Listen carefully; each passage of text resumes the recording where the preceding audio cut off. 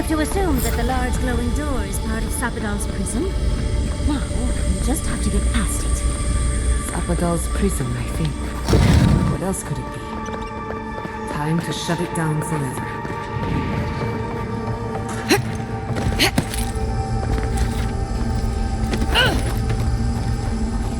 Got eyes on something?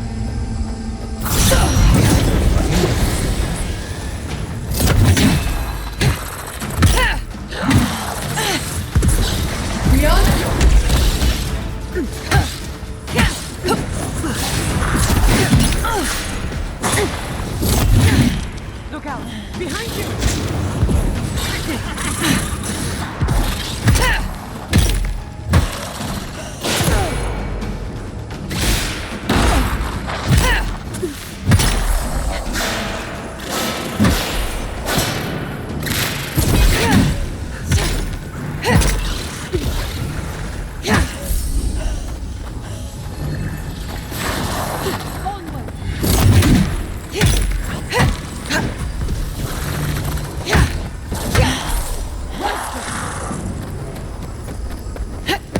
I was worried for a second.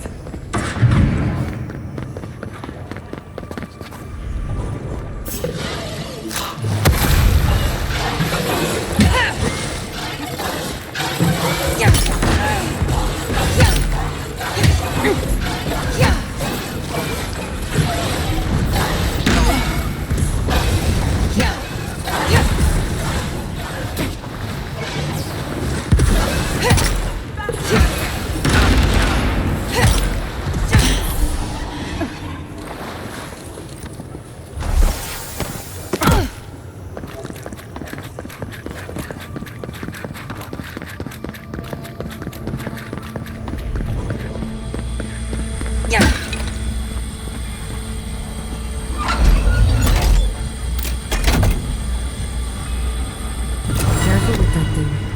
It's a mind of its own. It seems like we've drawn a crowd.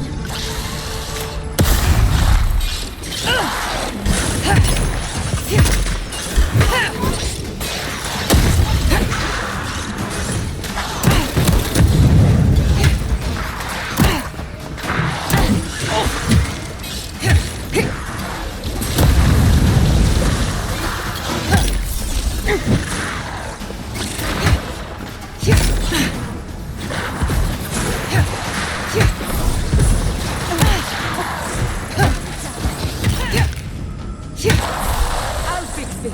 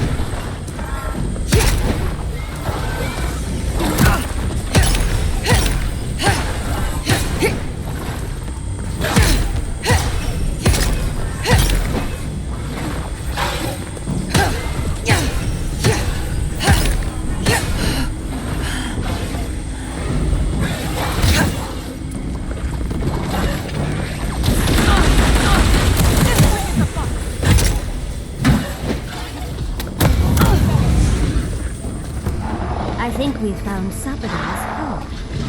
That's it. The heart of the garden. Sapadal's house.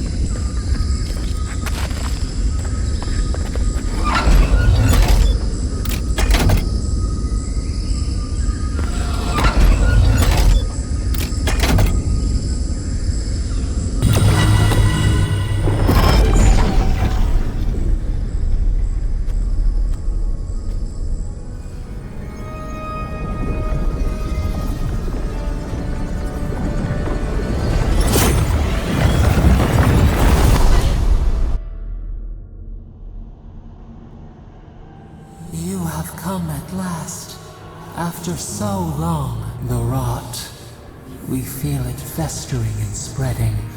What is it but an extension of our pain? Your dream scourge will end when our suffering does. There is little time. We would be freed from these bonds. Give us peace.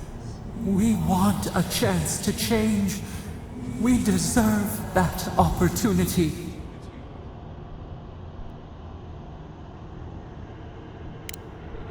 Do you think we have learned nothing from you?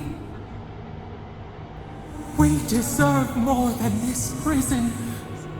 Let us have a chance to rest. We want peace. The time has come for you to act. End our pain, and the dream scourge will cease. Give us peace. It is all we have wanted for so long. Center your thoughts.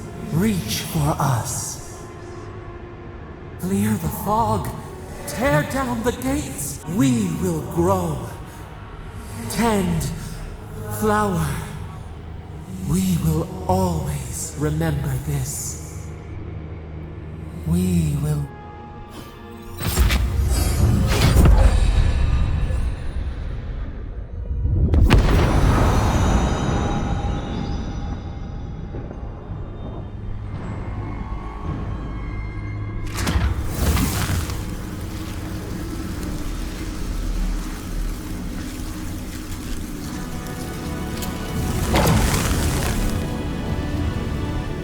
Are we back in Dawnshore? Already? This is Sapadal's doing. I'm certain of it. No power in Aora could transport us so quickly, or so far. What happened to the living lands started long ago, and we're going to finish it. Those are more of your people's ships in the harbor, and steel garrote banners past the barricades. That can't be good. Even Raingrim is here. Perhaps we get to see an Archmage in action. I think I see Elia as well. What a strange reunion this will be. The Blessed Wardens are here too. That conflict we've been trying so hard to prevent started without us. Envoy?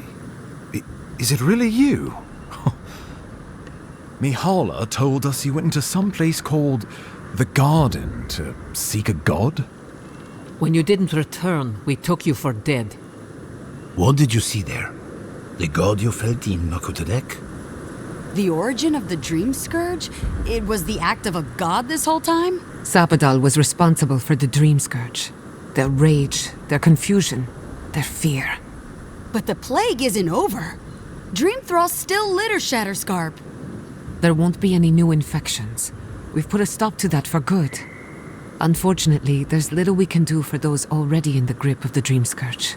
We can give them comfort, nothing more. But come, we have more pressing matters to attend to. The Steel Garrote have attacked Paradise. Ludwine's plowed through the militia like a knife through warm butter.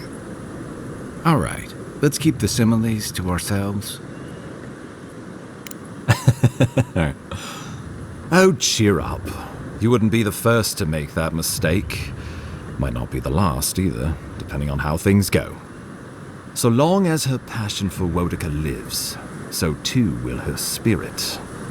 Then we destroy her faith, and the rest of her will follow. Ludwine has sent a message to the Emperor informing him of her attack.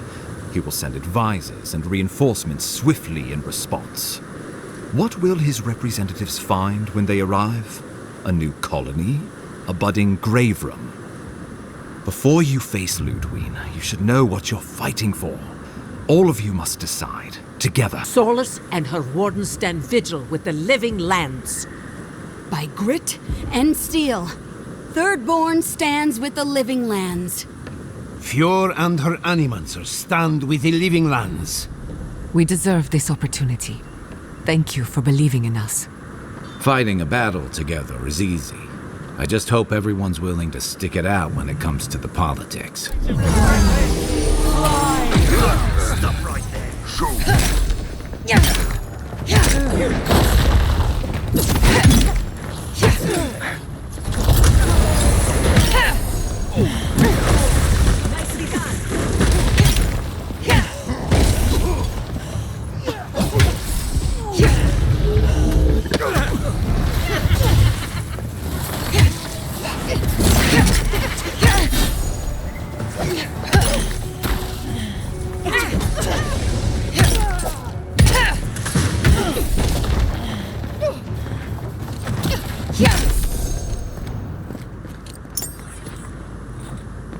Nice work.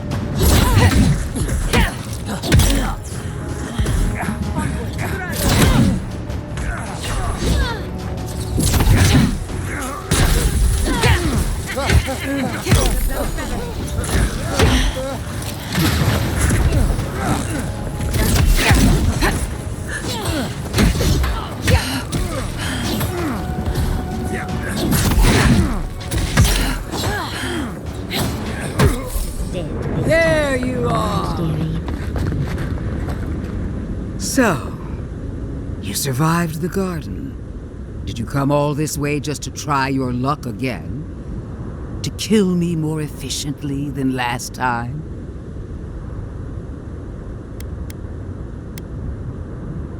You'll get your chance. Sapadal's chains are broken, which means your soul is in their grasp. I don't know how deeply you've been compromised, Envoy. And if I don't know, then I cannot suffer you to live. That's what they want you to think. Steel yourself, Envoy. Make this a fight to remember, even in death. Your God!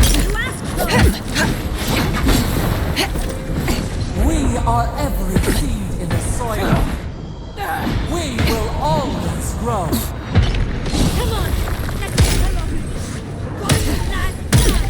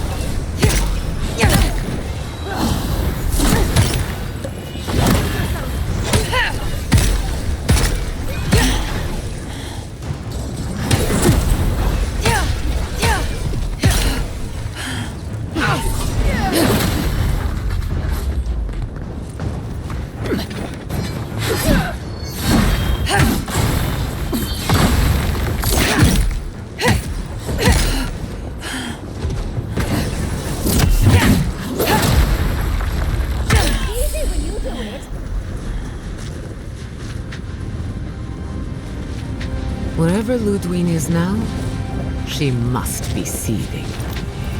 Of course, we'd be happy to kill her again, if needed. She's done for. But we're not. Whatever's next, we'll face it. Together. Guys, you're all gonna make me sick. But carry on. Unraveled at last. We no longer feel her wire against our flesh.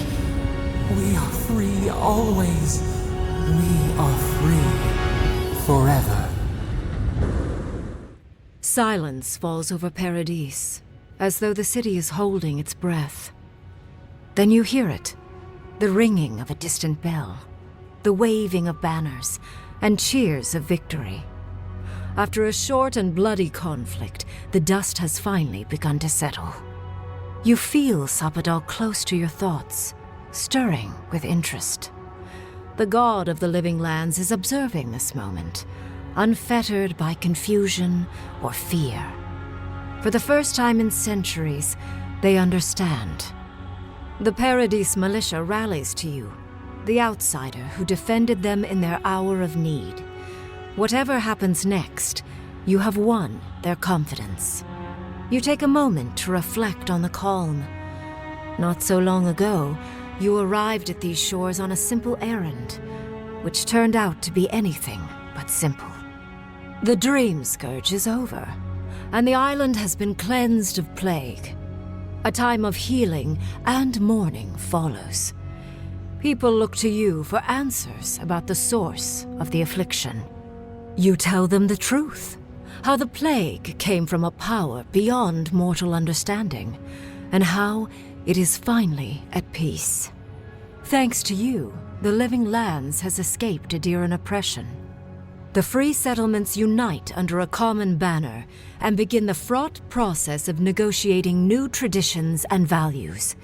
The Empire withdraws. The frontier remains wild, but not for long. Paradis's rebels cannot accept your version of independence. After the assassin Egwolf died in custody, only a few of his people ally themselves with the United Settlements. To them, you will always be the oppressor. The refugees of Emerald Stair resettle in Thirdborn, bringing their skills and research to aid the local community. What starts as an uneasy partnership blossoms into a bond of trust. Through shared adversity, they find common ground. The ashes of Fior Messiverno continue to smolder. Scavengers avoid the ruins, fearful of spirits unleashed by animancy gone awry. The once promising city is nothing but a cautionary tale. For the people of Shatterscarp, independence is bittersweet. Those who cannot withstand the grief inflicted by Ringgrim's spell leave the settlements, vanishing into the wilderness. Those who remain find themselves forced to cooperate with others, often begrudgingly.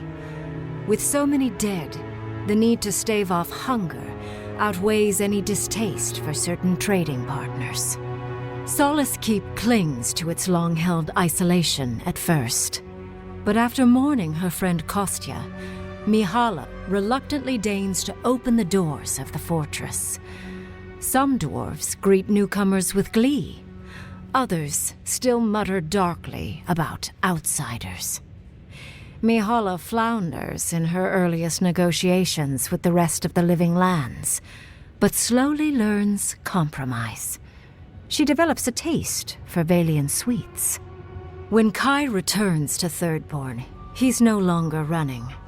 He finds a town that's been diminished by struggle, conflict, and tragedy. He finds home. He helps repair Thirdborn's walls and train its defenders, carrying on Tama's legacy. And while his labors do not restore all that was lost, they build something new. With many of his anxieties and lifelong fears addressed, Marius now feels very differently than he did when he first met the envoy. Still far more comfortable in the wilds than among people, he nonetheless finds that his worries about the unknown were merely self-protection against the traumas of his childhood. Armed with this knowledge, he finds himself more capable of living in civilization, and far less fearful of his home in Galawain's tusks. While he never regains his former place as a warden of Solace, he spends his time traveling between Solace and Thirdborn, acting as a stubborn ambassador between the two. Giada continues to improve as an animancer. She dedicates her work to the spiritual health of the living lands, nurturing instead of exploiting. Others follow her example, seeking her tutelage from lands far and wide. In the years to come, rumors spread of a secret society gathering in the wilderness, where animancers work in harmony with nature. The dream of Fior Mes Iverno lives on in her. No longer under the threat of imminent death, Yotsley returns to the Animancers. Reunited with her beloved Quilici, she helps him and the Animancers as they put their lives together after the attack on Fior Mes Iverno. Eventually, she even has something nice to say to Vidaro. As the days pass in contentment and relative peace, Yotsley is struck by the persistent feeling that something is missing. Though she still devotes herself to her studies of both the arcane and the godless, the restlessness never goes away. Freed from torment for the first time in centuries, Sapadal turns their prodigious curiosity to the people that shaped them. They observe the ways their people live, and they think deeply about what they see. Though they flinch away from moments of violence, and they grieve souls returned to them too soon, the rage that once shook cities to rubble no longer rules them. Instead, they come to you with questions. They want to understand. After a time, they begin tentatively to garden. Where they can, they improve the lives of Kith, and the suffering that troubled them is reduced, if never fully eradicated. Their grief compels them to love, and they love unreservedly, with the power of a god. Sapadal has questions about what happens tomorrow, and the day after. You do your best to keep them calm, until the voice in your head is little more than a polite whisper. After everything you've been through, you don't mind the company. The sounds of celebration pull you out of reverie. Many are waiting to greet you with open arms. You take a moment to catch your breath and savor it, because everything is about to change.